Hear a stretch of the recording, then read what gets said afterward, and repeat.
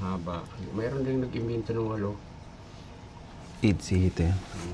Pero, bakit parang yung mga bago-bago na, parang maganda na yung tunog ng makina? Ba't Ngayon. ano?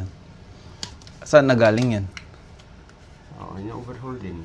Overhaul. Marunong mga Pinoy eh.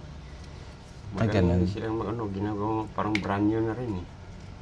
Yung, di ba yung mga ano, Pinapalitan ng piso mga sila. hataw? Mga naglabasan na hataw na jeep. Oo.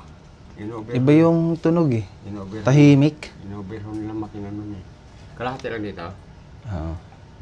Pero tingnan ko Sukatin mo yung na lang. sukat, yung may ano yan eh. Indicator. Dagdagan na lang. Oops, okay na pa. Okay na siguro. Tingnan mo. Hmm? Feeling ko okay na siya, tingnan mo. Ano yan? Yung puti na yan? Dapat ano lang siya sa green. Ayan. O, kulang pa sa alog yan. Alog-alog yan. Padaan pa. Oo, kailangan pandaran pa yun.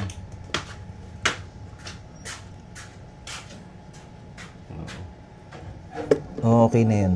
Okay mo na yan. Ano? Bababa ba yan? Dagdagan na lang kung ano. Pag kulang. Pagpaandar mo tapos kulang. Kulit na itong pusang to, panggulo. Kaya ano, naisip yan. So, panggulo. Yan ha, sa gitna. Kanina pa yan eh. Walang paggitna pa eh. So, makulit. Wala ka namang magagawa dito. So, makulit. Hmm? Wala ka namang magagawa. So, makulit. Sana yung tapit ito isa.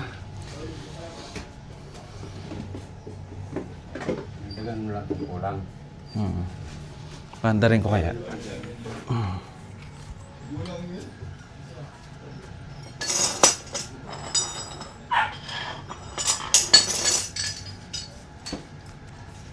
Maya na lang siguro. Yung natutulog eh. Kaya ano mo lang, i-stand mo lang sa maayos kasi baka matumba yan. Ano eh. Mahina yung stand na yun. Pangit.